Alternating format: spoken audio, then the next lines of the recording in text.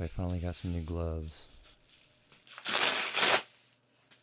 They're Joe Rocket Supermoto gloves. And they were like $60 after tax and stuff.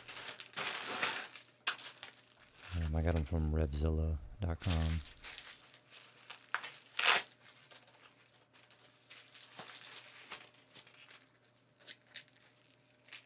And they feel pretty nice.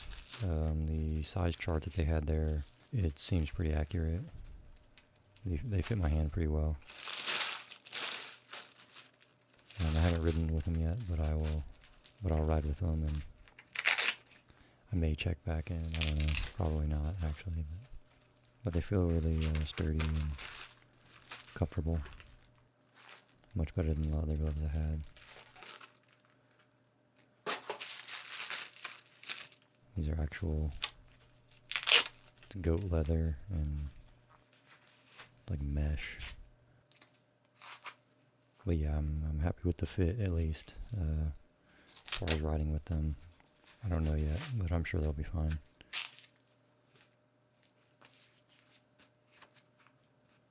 But alright, I'll take it easy.